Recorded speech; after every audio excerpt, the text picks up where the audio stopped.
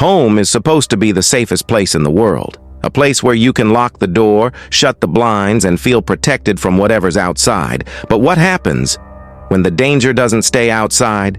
Tonight, I'll share with you 3 true home invasion horror stories. Real people, real events, and terrifying reminders that sometimes the nightmare begins right at your front door. Story 1. The Man at the Window, Illinois, 2003. It was early 2000s, in a quiet Illinois suburb. A teenage girl named Emily was home alone one evening while her parents were out. Around 9:30 p.m., she noticed movement outside the living room window. She thought it might just be a neighbor, but when she looked closer, there was a man. He was standing completely still, face pressed against the glass, staring into her home. Emily panicked, grabbed the phone, and dialed 911. While she was on the call, she heard the sound of the back door rattling. He was trying to get in. Police told her to stay on the line and lock herself in a room. She ran to her bedroom, locked the door, and hid in the closet. Minutes later, she heard footsteps inside the house. Heavy boots, slowly moving across the wooden floor. The operator whispered, "Stay quiet. Officers are on their way." Emily stayed frozen, covering her mouth. She swore she heard the man breathing on the other side of her bedroom door. When police finally arrived, they found the back door forced open, but the intruder was gone.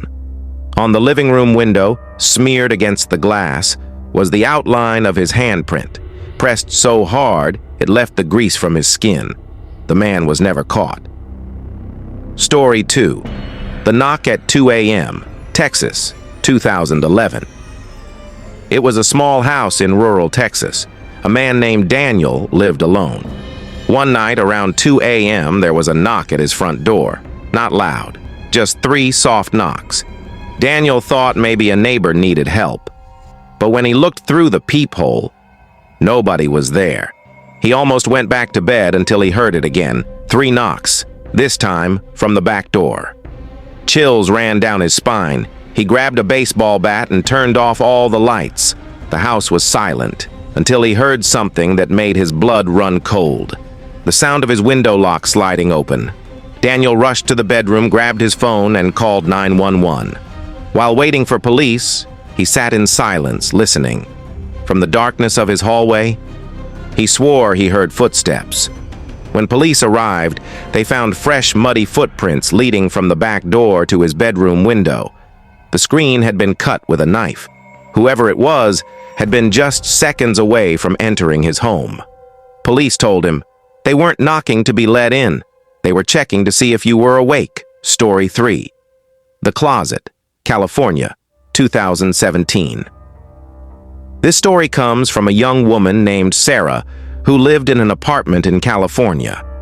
She returned home one evening after work. Nothing seemed unusual until she noticed something strange. Her bedroom closet door was slightly open. She could have sworn she left it closed that morning. Thinking she was imagining things, Sarah changed clothes and went to make dinner. But throughout the night, she had this feeling she wasn't alone. Around midnight, while scrolling on her phone in bed, she heard it. A faint creak coming from the closet. Her heart raced. She stared at the door, and then, slowly, she saw it move. Someone was inside. She immediately dialed 911 and whispered that there was an intruder in her apartment. The operator told her to leave quietly if she could. But before she could even move, the closet door creaked open all the way. A man stepped out, pale, dirty clothes, wide eyes staring right at her. Sarah screamed and ran out of the apartment as the man charged. Luckily, police arrived within minutes and arrested him. The terrifying truth?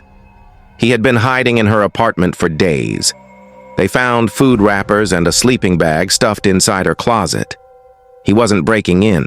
He had already moved in.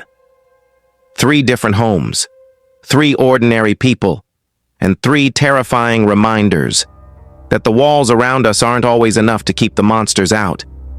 So tonight, before you go to sleep, make sure your doors are locked, your windows are shut, and maybe, just maybe, check your closet one more time.